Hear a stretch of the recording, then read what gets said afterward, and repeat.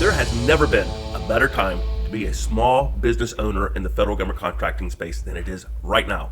Now, I know that sounds like it's the furthest from the truth because of all the hype and politicization of Doge, but that is the reality.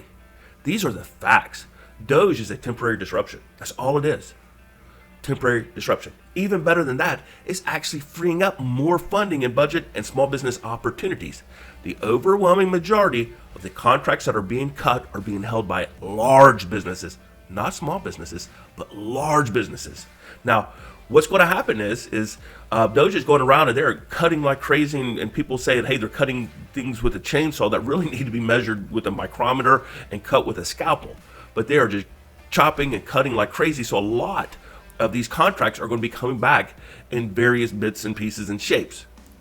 The federal government is going to hide under the political cover of giving it to small businesses on the things that are coming back. So they're not going to take a multi-billion-dollar contract that's being held by multi-billion-dollar companies. They're not going to cut that and give and re-release that same contract or bits of that contract and give it back to a multi-billion-dollar contracting company. They're not going to do that. They're going to hide under the political cover of giving bits and pieces of that contract to small businesses. There's going to be increased opportunities for small business owners. Here's another fact, and Doge did not change this at all. Budgets continue to get bigger and bigger and bigger. Now, as a taxpayer, I have some pretty strong feelings about that. However, as somebody in the federal government contracting industry, I could not be happier because it's just increased opportunities. Every single year, the opportunities get bigger and better for small business owners.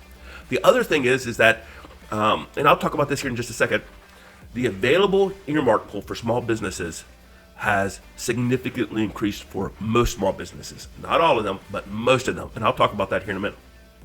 And then finally, I want to talk about not just the federal government contracting industry as a great opportunity, but I also want to give you a kernel that you can run with. AI. Get into AI. Incorporate AI as part of your suite of services or solutions. Not only is just a massive growth opportunity there because of the amount of spending that's being utilized and committed towards AI and machine learning. AI also gives you a tremendous competitive advantage writing proposals and winning. And I'll briefly discuss that too. So let's get started here. Budgets keep getting bigger. Now, if you read the paper, it sounds like Doge just cut the federal government in half. That's they're moving deck chairs on that Titanic. That's all they're doing when it comes to the federal government spending. In 2021, the DoD, the Defense Department's budget was $716 billion, and today in 2025 is $850 billion. Budgets just keep getting bigger and bigger and bigger. That means there's more opportunities for small businesses every single year, and it keeps on getting better and better. Here's another fact. And let me explain to you a little bit about how the Small Business Set-Aside Program works so you understand this slide a little bit better. The federal government, they have a mandate that 23% of all federal government spending will be earmarked for small businesses. 23%. Now, we're talking about, hundreds of billions of dollars is what that 23 represents. That is a massive number, and it's earmarked for small businesses. Now, the government, they've taken it one step further, and they say, yeah, but we also want to make sure that specific types of small businesses are getting their fair share. Like women-owned small businesses and service-disabled veteran-owned small businesses. We want to make sure that there's a guaranteed amount that's going towards those type of businesses.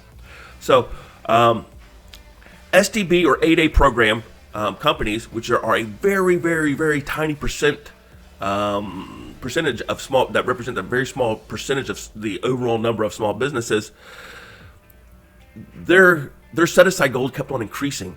It was originally 5% a few years ago, and it kept on increasing to where it was at 12%. Again, this is for a very, very small percentage of small businesses. And yet, it went from 5% to 7% within a period of about 3 or 4 years. Now, that sounds great and wonderful, but only if you're an 8A program company. Because that 12%, that represented over half of the awardable budget going to the entire small business pool. Now, think about that. Now, it's not just a 7% increase. That's not what that represents. It represented half of the available pool that was going to small businesses in general. So this past year, it was lowered again to what it originally was, a few years back, to 5%. That that didn't just give 7% more opportunities to small businesses. Basically, it gave about a third of the total small business set aside pool, that earmark, and made it available for other small businesses to compete for it as well. So in many regards, it actually increases your small business bid opportunities by nearly a third. Nobody's seeing that. Nobody's talking about that. So it's not that great of a deal if you're an 8A company, but there's such a very, very, very small number of those companies in comparison to the overall number of small businesses that are in this market space. So it's a bad deal if you're an 8A company. It's a great deal if you're a small business that's not an 8A company, because it has just increased, your bid pool of small business earmarks by about a third. So why am I talking about this right here? Well, because in 2020, after selling my third federal government contracting company, I launched a social impact company called Government Contracting Academy. And it's a social impact company because I want it to be viable. And it's not a nonprofit because nonprofits never last. So what I do is I have coupled my desire to remain a viable company so I can turn this over to continue, what I'm doing to other people and not have them eat ramen 3 times a day and volunteer their time like I'm volunteering mine. So I am a viable company. I'm the fastest growing, Government Contracting Academy is the fastest growing small business training provider in the federal government contracting space. The fastest growing. We have just grown by leaps and bounds. And the reasons why that is because when I launched my first company in 2003, I struggled for 8 years before I quote unquote figured it out. 8 years of wandering around, chasing, just false, hope, and stepping on every single startup landmine in existence.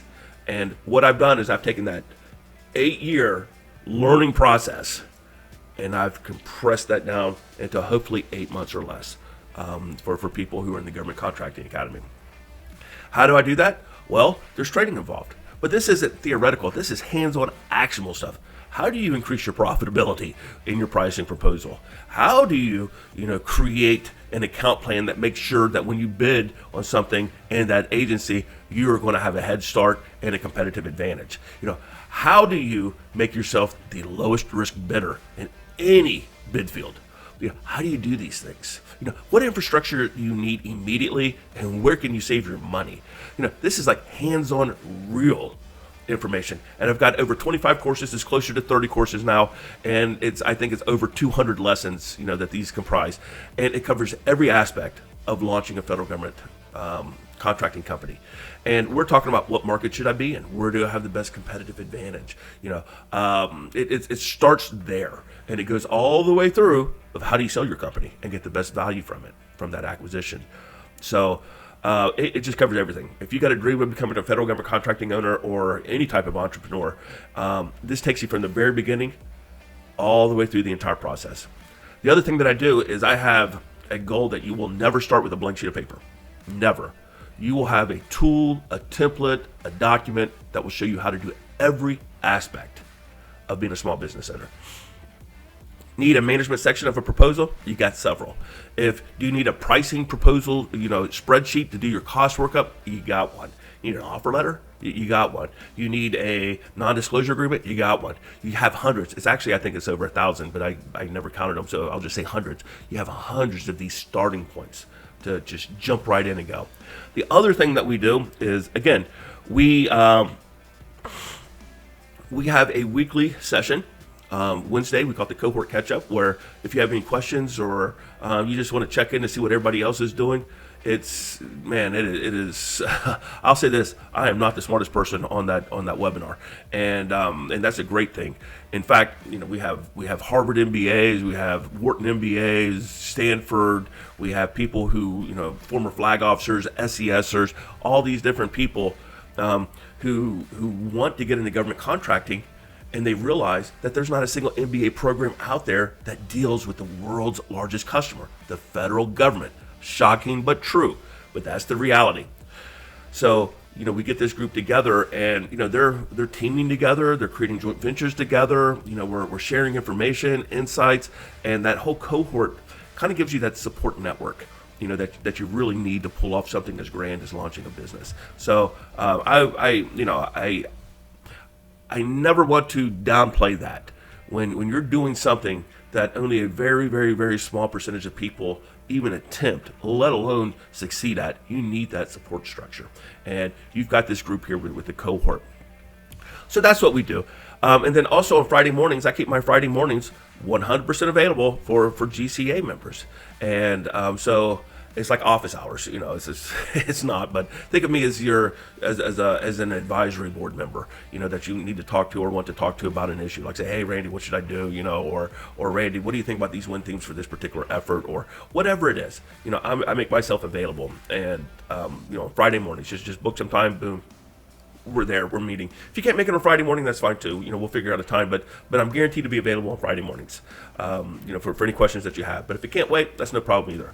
So that's what Government Contracting, Academy is. Now, I hate to leave you with just, these vagaries. I want to give you something very specific. AI is more transformative than the internet. The federal government is just dumping billions of dollars into it. The global economy is just like exploding because of it. And about 2/3 of it, of this spending, this investment in AI and machine learning solutions, is being outsourced to other companies, traditional service providers. So if you are a management consulting company, or if you provide any type of services like human resources services, and you lack the ability to incorporate AI into your solution suite, you're going to be obsolete in less than 3 years. You're going to be out of business. It is a fact. If you're just getting started, you have an opportunity of a lifetime. You have a generational opportunity now. AI, again, is going to change things more than the internet did. And the reason why is because, again, the internet provided everybody with information. AI provides everybody with the capability to leverage that information to help them be successful. So now the question is if this is so great and wonderful, where are the opportunities? Because rarely do you have an opportunity without a challenge. So what are the challenges that create these opportunities? Well, here it is. 85% of AI projects fail. They fail. Why? Because they lack management systems. They lack a framework to oversee it, to manage it, to control it. It is truly the wild, wild west. I just had a high schooler contact me, and he's the owner of an AI company. I didn't realize that he was a high schooler until much later into the conversation. And then I realized, like, oh my gosh, I got a kid in high school that is indistinguishable. His company is indistinguishable than any other, $100 million company right now in the AI industry. Indistinguishable. There's nothing that, in $100 million year companies credentialing or corporate portfolio that would set them apart from a high schooler and his small business that he just launched from his bedroom. So how do you do that? Well, AI is exactly like large IT projects were in the 1980s and 90s. We could not, as a federal government, we could not pay any amount of money to have a large-scale, enterprise-wide IT solution created, because it would all fail. And the reason why that was, it wasn't because there weren't enough programmers out there. There were plenty of programmers out there. It wasn't because we lacked the processing power. We had plenty of processing power. What was lacking was a framework to oversee and manage those efforts. And the company paid Carnegie Mellon's Software Engineering Institute to oversee that, and they created, CMMI, the Capability Maturity Model, which was a framework of industry best practices that would walk a service provider through the entire process of being able to effectively develop one of these large-scale, enterprise-wide software development efforts. This time around, it's ISO that's stepping up to provide this framework. ISO, about 19 months ago, it was December of 2023, they created, ISO 42001, the Artificial Intelligence Management System standard. It is the only globally accepted industry best practice for how to implement an AI solution and manage it. Currently, there's less than 20 documented companies that possess this credential. Less than 20. There's gazillions of dollars that are being spent in AI, and you can count the number of companies that can differentiate themselves on your fingers and toes. That's globally, not just the United States, that's globally. So one of the things that Government Contracting Academy does through our sister organization, the ISO Certification Group, is we can help you obtain this ultra prestigious credential so you can stand out in the crowd. So now, as a small business, you have something that can differentiate you from the other small businesses. You have something that will make you extraordinarily attractive to becoming a subcontractor to a large company that implements these large AI development efforts. And the other aspect of AI is that if you're not using it effectively to write winning proposals, you'll never make it in this industry. However, it's not a free lunch. And that's how every small business that I've bumped into is using it. They think, oh, I'll just have AI write my proposal. If you have AI write your proposal, you are guaranteed to lose. Guaranteed. Guaranteed. Because proposals are scored, and they're scored in a very specific way. And if you don't know how to write a winning proposal, then AI is just going to exacerbate that fact. So, however, AI, when used as part of your proposal writing process, it will make you unstoppable. And again, that's one of the things that we also cover in Government Contracting Academy, is how to leverage this transformative technology to rapidly grow your business. Okay, that's all I got. So if you'd like, please schedule some time with me and let's talk. I hope to hear from you.